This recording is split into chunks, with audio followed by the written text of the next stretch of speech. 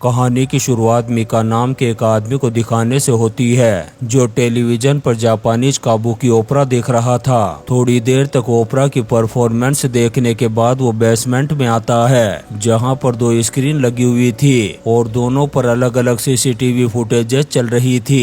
फिर वो दीवारों की तरफ देखने लगता है। तब हमें पता चलता है कि एक दरवाजा है इस दीवार के पीछे जिसे वो कोड से खोलता है। दरवाजे को खोलने के बाद जब वो अंदर जाता है तब हम एक लड़की को देखते हैं जो पियानो बजा रही थी। वो पहले मीका की तरफ देखती है और फिर देखती है अपनी बाईं तरफ चल रही स्क्रीन की तरफ। अब यहाँ से कहानी 1 साल पहले फ्लैशबैक में जाती है और हम एक रेस्टोरेंट में टीना नाम की एक औरत को देखते हैं जिसकी बेटी का नाम है कैसेंड्रा। यहाँ पर टीना एक औरत के सामने बैठी हुई थी। टीना उस औरत को बताती है कि वो मैथ्यू और कैसेंड्रा से कितना ज्यादा प्यार करती है। वहीं दूसरी तरफ हम मैथ्यू को देखते हैं जो प्लेग्राउंड में खड़े होकर के एक लड़के को देख रहा था। उसकी बेटी कैसेंड्रा भी उसी के उम्र की थी। जब वो प्लेग्राउंड से बाहर आता है तभी उसके पास कॉल आता है टीना का। टीना उसे कहती है कि डिटेक्टिव तुमसे बात करना चाहते हैं। टीना एक होटल में क्लीनर का काम करती है। वो मैथ्यू को बताती है कि मुझे यहाँ रूम में एक कंघी मिली है जो सेम वैसी ही है जैसी कैसेंड्रा यूज किया करती थी, लेकिन मैथ्यू इन बातों पर ज्यादा ध्यान नहीं देता। तभी हम मीका को देखते हैं। उसने सीसीटीवी कैमराज लगा रखे हैं उसी होटल में जहां पर टीना काम किया करती है और वो पल पल उस पर नजर रख रहा था। अब कहानी वापस से प्रेजेंट में आती है और समय दिखाया जाता है 2013 का, जहां पर हम विंस नाम के एक आदमी को देखते हैं जिसकी मुलाकात होती है जेफरी नाम के एक डिटेक्टिव से। जेफरी विंस से कहता है कि मैं निकोल के बारे में तुमसे बात करने के लिए आया हूँ। दरअसल निकोल भी एक डिटेक्टिव थी। वो विंस से कहता है कि निकोल तुम्हारी वाइफ की दोस्त थी और कुछ टाइम पहले निकोल भी गायब हो गई। यहाँ पर हमें पता चलता है कि जेफरी प्यार करता था निकोल से और निकोल वही औरत है जिससे टीना रेस्टोरेंट में बात कर रही थी। यहाँ पर हमें पूरी बात पता चलती है कि टीना और मैथ्यू दोनों अलग हो चुके हैं, लेकिन टीना मैथ्यू को बहुत ज्यादा मिस करती है। वो बार बार कोशिश करती है उससे बात करने की, मगर मैथ्यू उससे बात नहीं करता क्योंकि उसे लगता है कि कैसेंड्रा उसी की वजह से गायब हुई है। वो बार बार अपने आप को ब्लेम करता रहता है। यहाँ पर हमें निकोल और जेफरी के बारे में भी पता चलता है कि ये लोग 2005 में मिले थे। वहीं दूसरी तरफ हम कैसेंड्रा को देखते हैं एल्बर्ट नाम के एक बच्चे के साथ। ये दोनों स्केटिंग कर रहे थे। वहीं पर हम मैथ्यू और टीना को देखते हैं जो इन दोनों बच्चों को देख रहे थे। थोड़ी देर के बाद टीना चली जाती है अपने काम पर। तब एल्बर्ट और कैसेंड्रा बाहर आते हैं। कैसेंड्रा एल्बर्ट से कहती है कि तुम मुझसे वादा करो कि मेरे बगैर कभी भी स्केटिंग खेलने के लिए नहीं आओगे। तुम्हारी स्केटिंग पार्टनर हमेशा मैं ही रहूंगी। एल्बर्ट भी वादा करता है उससे। फिर कैसेंड्रा गाड़ी में आकर के बैठ जाती है और मैथ्यू लेकर के जाने लगता है उसे। थोड़ी दूर जाने के बाद मैथ्यू एक स्टोर पर गाड़ी को रोकता है और कैसेंड्रा से कहता है कि मैं केक लेने के लिए जा रहा हूँ, तुम गाड़ी में ही बैठी रहना। थोड़ी देर बाद जब मैथ्यू वापस आता है तो देखता है कि कैसेंड्रा गाड़ी में नहीं थी। वो हर तरफ उसे ढूंढता है लेकिन कैसेंड्रा उसे कहीं भी नहीं मिलती। अब कहानी वापस से आती है प्रेजेंट में और हम कैसेंड्रा को देखते हैं जो स्क्रीन पर अपनी माँ को काम करता हुआ देख रही थी। तभी यहाँ पर मीका आता है और कैसेंड्रा से कहता है कि क्या तुम अपने पेरेंट्स को मिस करती हो? तब वो कहती है कि बहुत ज्यादा। तब मीका कहता है कि थोड़ी देर के लिए तुम अपने पिता से मिल सकती हो, लेकिन वो तुम्हें पहचानेगा नहीं क्योंकि बहुत वक्त बीत चुका है। अब तुम जवान हो चुकी हो। कैसेंड्रा को समझ में नहीं आता कि आखिर मीका ऐसा क्यों कह रहा है, क्योंकि वो अच्छी तरह से जानता है कि अगर कैसेंड्रा एक बार बाहर चली गई तो फिर वापस कभी नहीं आएगी। वो सीधा पुलिस वालों के पास भी जा सकती है। हालांकि कैसेंड्रा को ये पता नहीं है कि वो इस वक्त कहाँ है और जिस आदमी ने उसे किडनैप करके रखा है उसका नाम क्या है। मीका उसे धमकी देता है कि अगर बाहर जाकर के तुमने कुछ भी गलत किया तो मैं तुम्हारे पेरेंट्स को दूसरी दुनिया का मुसाफिर बना दूंगा। कैसेंड्रा उसे कहती है कि आखिर तुमने मुझे बंधक बना करके क्यों रखा है? अब तो मैं छोटी बच्ची भी नहीं रही। अब कहानी वापस से फ्लैशबैक में जाती है और हम मैथ्यू को देखते हैं जो कैसेंड्रा के गायब होने के बाद सीधा जाता है डिटेक्टिव जेफरी के पास। जेफरी और निकोल एक के बाद एक कई सवाल पूछते हैं मैथ्यू से, जिसे सुनकर के मैथ्यू पागल होने लगता है। उसे लगने लगता है कि उसकी बच्ची उसी की वजह से गायब हुई है। तभी कहानी वापस से प्रेजेंट में आती है और हम मीका को देखते हैं सीसीटीवी फुटेजेस देखते हुए। वो अभी लाइव देख रहा था टीना को। टीना इस वक्त होटल रूम की सफाई कर रही थी। तभी उसे एक ट्रॉफी दिखाई देती है जो स्केटिंग वाली ट्रॉफी थी। ट्रॉफी को देख कर के उसे याद आता है कि कैसेंड्रा और एल्बर्ट ने भी सेम ऐसी ही ट्रॉफी जीती थी। इस चीज को देखने के बाद टीना रोने लगती है। वहीं दूसरी तरफ कैसेंड्रा ने भी देखा है इन चीजों को। वो मीका को सारी बात बताती है कि कैसे उन्होंने इस ट्रॉफी को जीता था। अब कहानी वापस से जाती है फ्लैशबैक में और हम टीना को देखते हैं जिसे पहली बार पता चला है कि उसकी बच्ची गायब हो चुकी है। वो रोते हुए पहुंचती है पुलिस स्टेशन। तभी मैथ्यू की नजर पड़ती है टीना पर। वो सामने जाकर के रोकने की कोशिश करता है उसे और कहता है कि जो कुछ भी हुआ उसके बारे में मुझे कुछ पता नहीं चला। टीना उसे पीटना शुरू कर देती है। तब मैथ्यू गले लगा कर के उसे शांत करता है। दूसरी तरफ हम निकोल को देखते हैं जो टीना को लेकर के जाने लगती है पूछताछ के लिए। तभी बाहर जेफरी आता है और मैथ्यू से कहता है कि मैंने तुम्हारे बैंक स्टेटमेंट देखे हैं। तुम्हारे अकाउंट में एक फूटी कौड़ी तक नहीं है। घर चलाने के लिए भी तुम्हारे पास पैसे नहीं थे, इसीलिए तुमने अपनी बच्ची को बेच दिया। इन बातों को सुनकर के मैथ्यू का दिमाग खराब हो जाता है और वो धुलाई करना शुरू कर देता है जेफरी की। पर जेफरी उसे ज्यादा ताकतवर था। वो मैथ्यू को उठाकर के पटक देता है जमीन पर।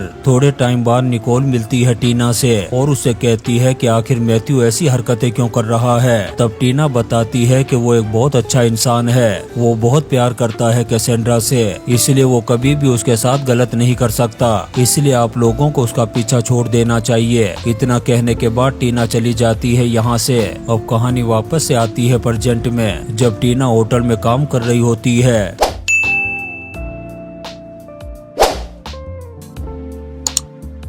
तभी उसे एक दांत मिलता है। तब उसे याद आता है कि जब कैसेंड्रा के दूध के दांत टूटे थे तब उसने भी उस दांत को ऐसे ही पैक करके रखा था। उधर मीका कैसेंड्रा के साथ बैठकर के लाइव टीना को देख रहा था। कैसेंड्रा मीका को सारी बात बताती है कि कैसे उसका दांत टूटा था और उस दिन के बारे में भी बताती है जिस दिन उसने आखिरी बार बात की थी मैथ्यू से। अब कहानी दोबारा से जाती है फ्लैशबैक में। हम टीना को देखते हैं जो आकर के मिलती है निकोल से और पूरी कहानी बताने लगती है कि आखिर उसने मैथ्यू क्यों छोड़ा। जब कैसेंड्रा गायब हुई तब भी ये दोनों साथ रह रहे थे, लेकिन जब भी वो मैथ्यू के चेहरे को देखती उसे अपनी बच्ची कैसेंड्रा याद आती और ये बात भी याद आती कि मैथ्यू की वजह से उसकी बच्ची गायब हुई है। तब इनके बीच में झगड़ा और बहस होने लगती और ये सिलसिला काफी टाइम तक चलता रहा और फिर परेशान होकर के उसने मैथ्यू को छोड़ दिया। इन बातों को सुनने के बाद निकोल टीना को लेकर के जाती है एक दूसरे कमरे में जहाँ पर जेफरी काम कर रहा था लैपटॉप में।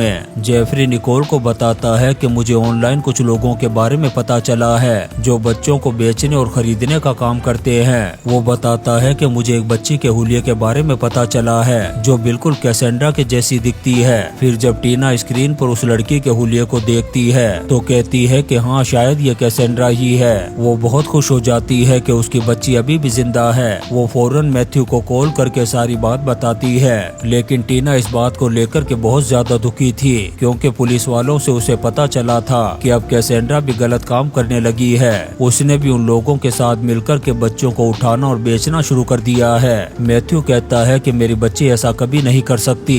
तब टीना फिर से उसे कोसने लगती है और काफी देर तक ऐसे इनके बीच में लड़ाई होती रहती है। जब टीना वापस अपने काम पर जाती है तो वहाँ पर उसे एक पियानो मिलता है जिसे देख कर के वो फिर से रोने लगती है। वहीं मीका भी लाइव इन चीजों को देख रहा था। दरअसल मीका ये जानबूझकर के कर रहा था। वो कैसेंड्रा से जुड़ी चीजों को जानबूझकर के लाकर के रख देता है होटल के कमरे में ताकि टीना इन चीजों को देखे और फिर डिप्रेस हो जाए। वो कई सालों से ऐसा करके टीना को डिप्रेस करता आ रहा है। दूसरी तरफ निकोल और जेफरी को बिली नाम के एक आदमी के बारे में पता चलता है जिसे छोटे बच्चों में बहुत ज्यादा इंटरेस्ट है। इसके बाद ये निकोल के फोटो को एडिट करते हैं ताकि वो एक छोटी बच्ची की तरह दिखे। फिर उसे डाल देते हैं इंटरनेट पर। निकोल का नाम इन्होंने निकी निकी रखा है। फिर निकी चैट करना शुरू करती है बिली से। ये दोनों डिसाइड करते हैं कैफे में मिलने के लिए। निकोल कैफे में जाती है और अपने चेहरे को ढक कर के बैठ जाती है। थोड़ी देर बाद बिली भी आ जाता है यहाँ पर। वो निकोल के पास जाकर के जब उसके चेहरे को देखता है तब उसे पता चलता है कि ये कोई छोटी बच्ची नहीं है।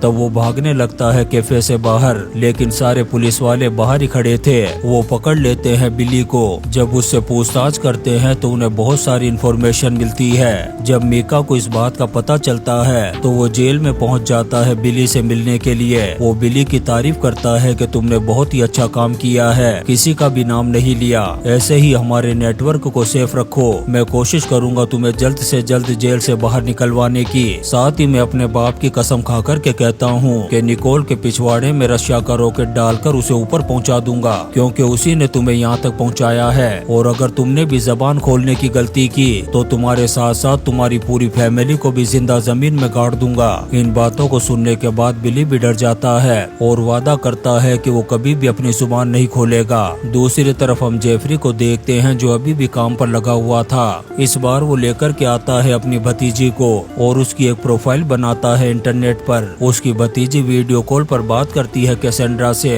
वहीं अब कैसेंड्रा भी काम करने लगी थी छोटी बच्चियों को फंसाने का।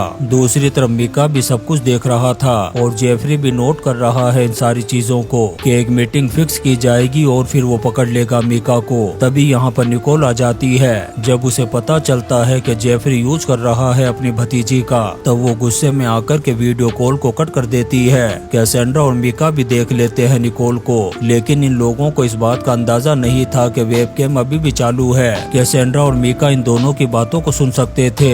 इन दोनों के बीच में झगड़ा इतना बढ़ जाता है कि निकोल आज की पार्टी में अकेले जाने का कहकर के यहाँ से चली जाती है। कुछ देर बाद वो पहुँच जाती है पार्टी में। वहीं मीका को पता है कि निकोल इस वक्त कहाँ है। पार्टी में निकोल की मुलाकात होती है विंस की वाइफ के साथ। जब ये दोनों बात कर रही थी तभी यहाँ पर मीका भी आ जाता है। वो विंस की वाइफ का दोस्त है। बहुत देर तक ये बातें करते रहते हैं। निकोल जैसे स्पीच देने के लिए स्टेज पर जाती है तभी एक औरत आती है और नशीली दवाइयाँ मिला देती है उसके ड्रिंक में। थोड़ी देर बाद वो नीचे आकर के जैसे उस ड्रिंक को पीती है उसे नशा चढ़ने लगता है और चक्कर आने लगते हैं। तभी वो औरत दोबारा से आती है और निकोल को लेकर के चली जाती है पार्टी से बाहर। तब से निकोल भी गायब है और किसी को भी पता नहीं है कि आखिर निकोल गई तो गई कहाँ। थोड़ी देर बाद हम मैथ्यू को देखते हैं जो प्लांट्स की डिलीवरी के लिए जाता है। तभी अचानक से रास्ते में तूफान शुरू हो जाता है बर्फीला। तब एक आदमी उसे कहता है कि तुम्हें बगल वाली होटल में चले जाना चाहिए।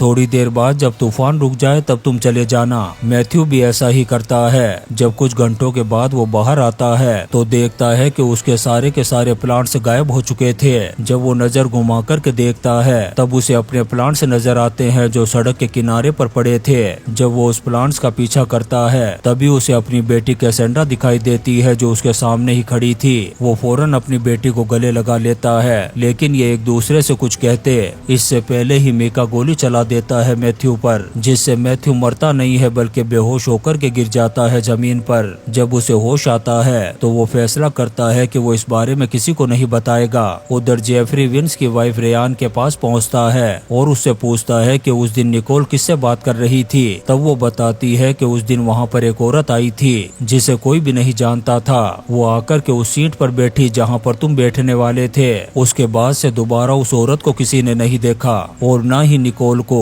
वहीं दूसरी तरफ हम देखते हैं निकोल को जिसे मीका ने बंधक बना कर के रखा हुआ है एक वैन में। वो माइक के जरिए से उसे बातें करता है और काबू की ओपरा की बातें भी सुनाता है। अब कहानी फिर से जाती है फ्लैशबैक में और हम टीना को देखते हैं जो होटल रूम में बहुत ज्यादा परेशान लग रही थी। जब वो इस बारे में निकोल को बताती है तो निकोल अपनी पूरी टीम को लेकर के पहुंच जाती है होटल रूम में। जब वो चारों तरफ देखती है तो उसे कैमरे के बारे में पता चल जाता है। वो समझ जाती है कि कोई जानबूझकर के परेशान कर रहा है टीना को। निकोल अपने सीनियर के पास जाकर के सारी बात बताती है कि अगर हमने इन्वेस्टिगेशन किया तो शायद हमें पता चल जाए कि इस कैमरे का कनेक्शन किसके पास है। अब निकोल और जेफरी मैथ्यू के पास पहुंचते हैं और उसे सारी बात बताते हैं। तब मैथ्यू भड़क जाता है इन पर। फिर थोड़ी देर बाद जेफरी बाहर जाकर के तस्वीरें लेने लगता है मैथ्यू के ट्रक की, जिससे मैथ्यू और भी ज्यादा गुस्से में आ जाता है और एक जबरदस्त पंच मारता है जेफरी के मुंह पर, जिससे वो गिर जाता है नीचे। दूसरी तरफ हम कैसेंड्रा को देखते हैं जो बहुत ज्यादा गुस्से में थी, क्योंकि जब से पुलिस वालों ने कैमरे को बंद किया है तब से वो अपनी माँ को नहीं देख पा रही थी। तब मीका कांटेक्ट करता है विकी नाम की उस औरत से।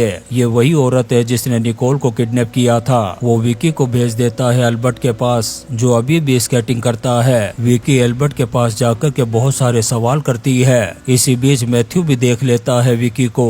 विकी जब जाने लगती है तो मैथ्यू पीछा करता है उसका। वो पहुंचती है एक रेस्टोरेंट में। तब मैथ्यू सीधा कॉल करता है जेफरी को और उसे बताता है कि मुझे किडनैपर्स का पता चल चुका है। बाहर ही उनकी गाड़ी खड़ी है। मैं जिस फोन से बात कर रहा हूँ उस फोन को रख रहा हूँ उनकी गाड़ी में, जिससे तुम उन्हें ट्रैक कर पाओगे। इतना कहने के बाद वो अंदर आता है और अपनी बेटी का मिसिंग पोस्टर दिखाता है मीका को। तभी रेस्टोरेंट का मालिक आता है और हमला कर देता है मैथ्यू पर। विकी और मीका भागना शुरू कर देते हैं। मैथ्यू अपनी गाड़ी से उनका पीछा करने लगता है। थोड़ी देर बाद मैथ्यू को लगने लगता है कि उसकी गाड़ी खराब होने वाली है। तभी पुलिस वाले आ जाते हैं और पीछा करना शुरू कर देते हैं उनका। मीका भाग करके पहुंच जाता है अपने घर पर। तभी पुलिस वाले भी आ जाते हैं। मीका कैसेंड्रा को उठा करके भागने लगता है यहाँ से, लेकिन तभी वो देखता है कि पुलिस वालों ने चारों तरफ से उसे घेर रखा है। कैसेंड्रा जोर जोर से चिल्लाती है। जेफरी ने भी उसकी आवाज को सुन लिया था। वो पीछे से आता है और गन पॉइंट कर देता है मीका पर।